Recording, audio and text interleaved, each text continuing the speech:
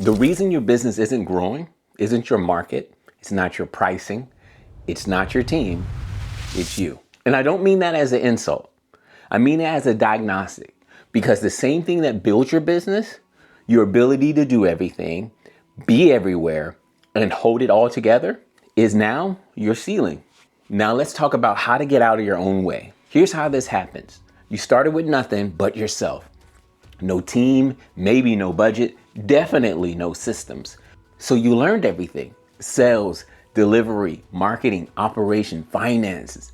You became the business and it worked. That's how you got to 6 figures. Here's what no one tells you about this part of the game.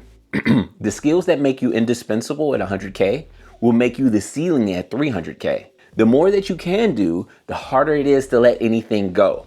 And the more you hold on to it, the less your business can grow beyond you. That's the bottleneck. And most founders don't see it clearly until the growth actually stops. Let me give you 3 signs that you are the bottleneck in your own business. First, every decision runs through you, not just the big ones, the small ones too.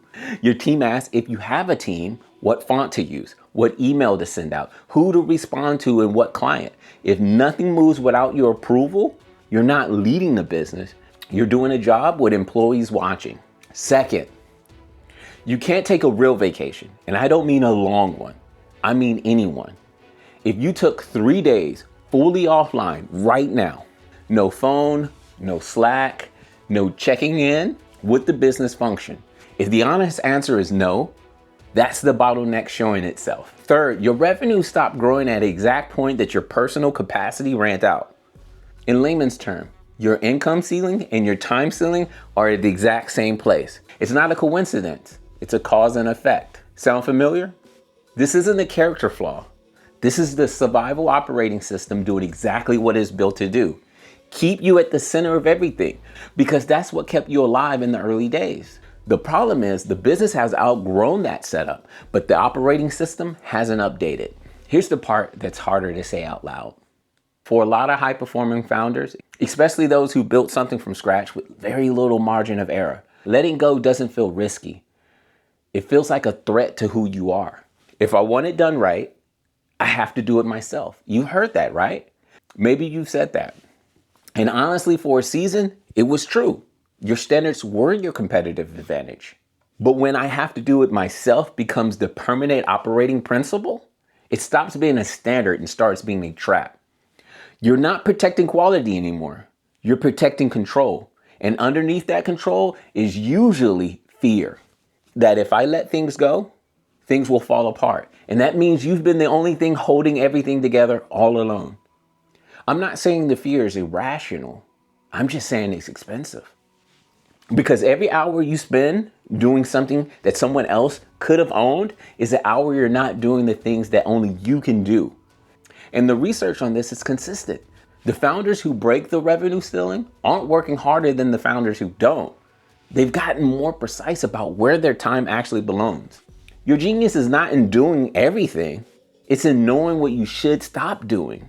So what do you actually do about it? Start here. Take everything that you did last week and put it into one of 2 categories. Category 1, drive only work. The things that genuinely require you, your relationships, your decisions, your creative direction, your client work at a high level. Things where your specific judgment or your specific face is the product. Category 2, everything else. Admin, scheduling, following up, repetitive process, anything that you've done more than 3 times that follows a pattern. That second category, that's the bottleneck inventory. You don't have to hand it all off tomorrow, but pick one thing. One task that happened more than twice last week that someone else could own with the right instructions, and document it this week. Write down how to do it step by step. That document is the beginning of getting out of your own way. It's also the beginning of scale. The third habit that we talked about in the last video. The founders that break through the ceiling don't suddenly stop caring about quality. They built the system and the people that carry the standard so they don't have to carry every task. That's the shift from doing everything to designing every 3 things. You're the bottleneck when every decision runs through you and you can't step away without the business stalling. And your revenue is capped at your personal capacity. It happens because the skills that built your business are hard to release. especially when your identity is wrapped up in being the one who holds everything together. And you start fixing it by sorting it into what only you can do versus what you're holding on to as a habit. Then you let go of one thing this week. I want to ask you something before we go. What is the one thing on your plate right now that someone else could own? If you just took the time to document it, think about it. Then go document it today, not this week, today. If you want a structured way to work through this, to audit your whole week and figure out exactly what belongs in your drive versus what's holding you back, the 90-day hustle ceiling workbook is built just for that. The link's in the description. Subscribe if you're building with me. New videos every week built around one goal, making your success inevitable. Until the next one, peace.